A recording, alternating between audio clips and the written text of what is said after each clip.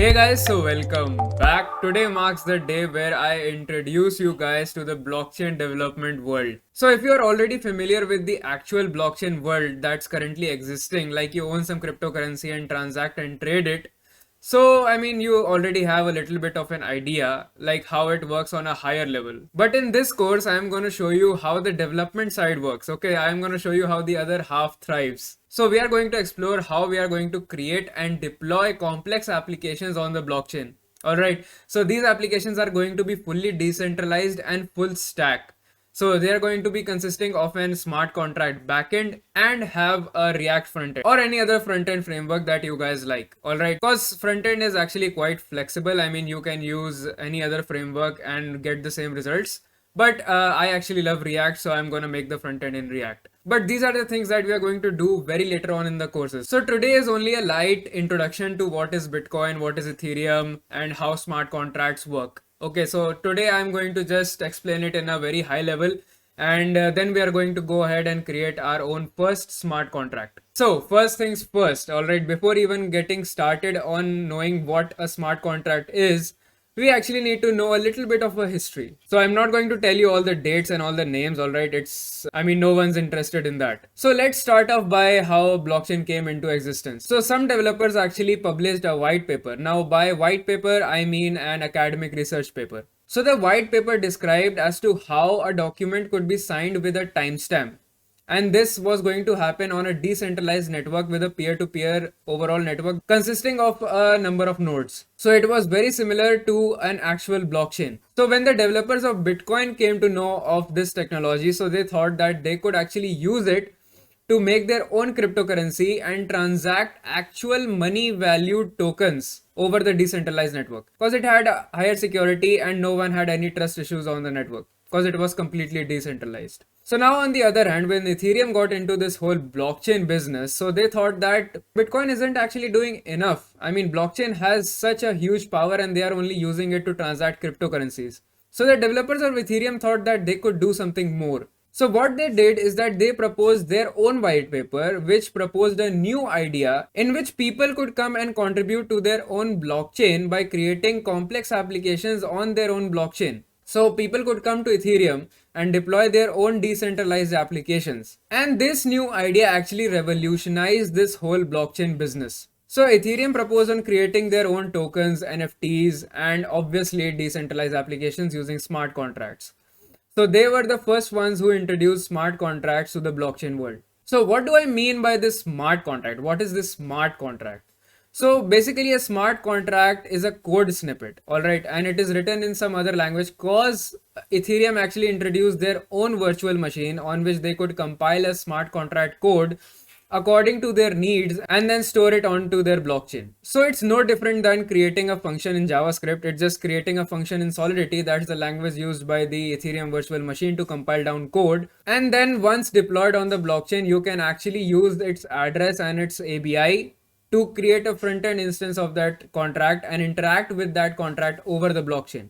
I know this is a lot of information, but we'll go through this step by step in the whole course. So I'm just giving you a high level idea in this intro video. So these smart contracts are written in a different language. So if we talk about any other language like C, C++, JavaScript, Java or anything, so they have their own compilers to compile down that specific language code. So obviously you are writing a smart contract code in Solidity. Alright, so Ethereum proposed their own virtual machine with which you could compile down Solidity code. Now this automatically happens on the blockchain, so we don't need to add any specific dependency to our project that you need this Ethereum compiler or anything. But while deploying, it automatically gets compiled down before getting stored on the blockchain. So before you even start creating a Solidity smart contract, what I want you guys to do is be prepared with your own Ethereum wallet. So by that I mean install a MetaMask extension in your browser. So you can just go to metamask.io and this is the website that will open up. You can just simply download and it will add the extension to your browser. So once that gets installed, what you want to do is that obviously create a new account for yourself,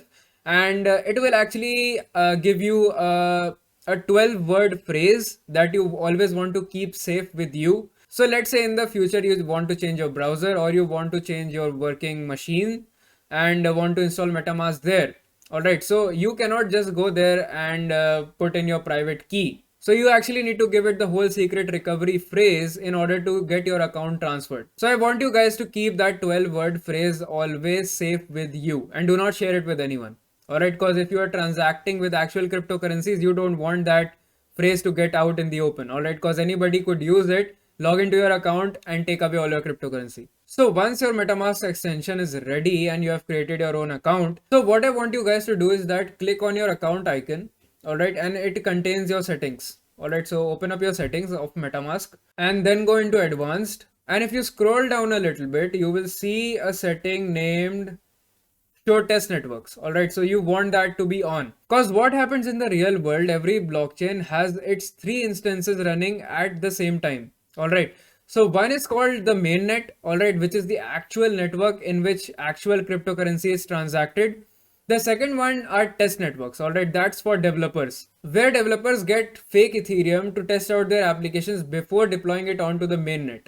Alright, because you don't want to waste money while testing your application. Because there is something called gas fees which has to be paid for every transaction that is performed on the blockchain. So we'll go into that later. Now, the third one is actually for the actual blockchain developers. Alright, so if they want to test out any groundbreaking functionality that they want to add in the actual mainnet, so that's for the actual blockchain developers so that they can actually manipulate the actual blockchain that's running. So these are the 3 instances. Obviously, the third one is not available to public, but the test networks obviously are, because everyone is a developer these days. So you want to show the test networks, alright, because we want to get connected onto a test network to deploy our own contracts. So once you turn that setting on and now hit the drop down, so you're going to see some more networks. And most of these are test networks. If you look at the first one, this is actually the Ethereum mainnet. Alright, so this is the actual net where actual cryptocurrency gets transacted. And then we can see our first test network, which is BSC testnet. Then we have Ganache. If you have any local blockchain instances running with Ganache, so you can connect it to the MetaMask and actually test out your application on your own local blockchain. And spoiler alert, we will actually be doing this further on in the course. Alright.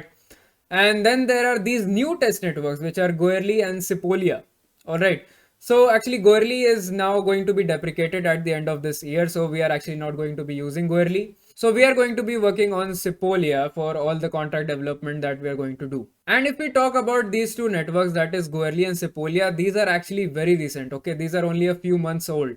Because very recently the Ethereum merge happened where they changed their proof of work algorithm to proof of stake. And the very famous test networks Rinkeby and Dropston got deprecated due to that. And they introduced these two new networks on which developers could test their application on. So obviously when you create a new MetaMask account, you're not going to be having any test cryptocurrency. Alright, so what you see here, I have one Sepolia Ether. Alright, so this is test Ether. So this does not have any actual value in the real world. So this is only used for testing out your applications where you are performing some interactions with your contracts. So if I scroll down a little bit, you can actually see all the contract interactions that I have been performing previously.